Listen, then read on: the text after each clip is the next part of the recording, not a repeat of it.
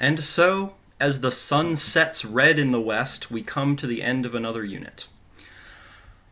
As has been the case all throughout this course, there is a long list of things that we did not talk about.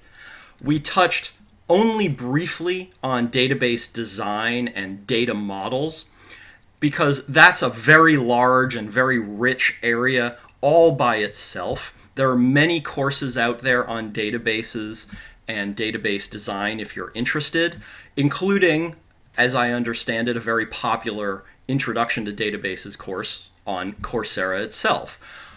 There are also many tools and technologies for structuring data and for managing structured data.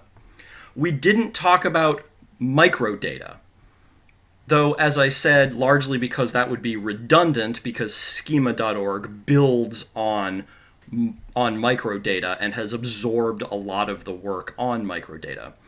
Perhaps most glaring, we didn't talk about JSON, the JavaScript object notation, which is a format for exchanging data intended to be easy for algorithms to parse, but also human readable.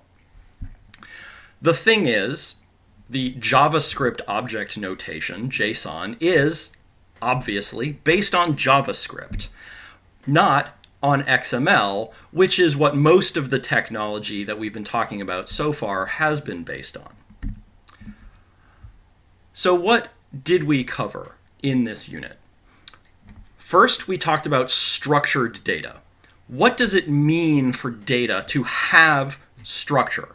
And the answer is data has structure when there are entities that are organized into types, and there are relationships between those types and the entities in the data set.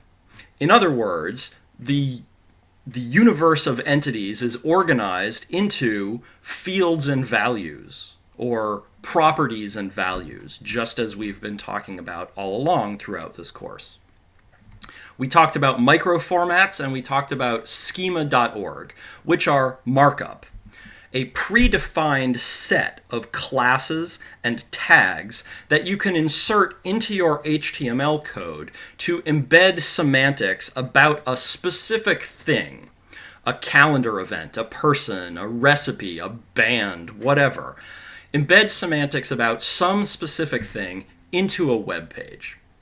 Then we finished with metadata repositories and harvesters, and OAI PMH, the Open Archives Initiative protocol for metadata harvesting, which is the protocol that allows repositories and harvesters to work together, which is a way to disseminate your metadata records so that others can build services on them.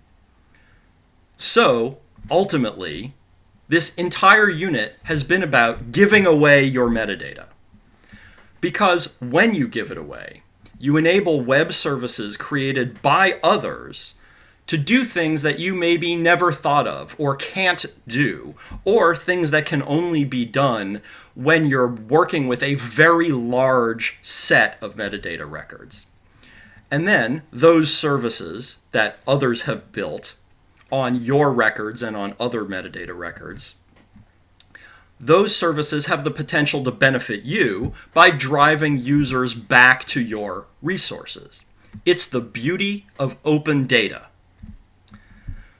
Now that's all for today. Good night, good work, sleep well.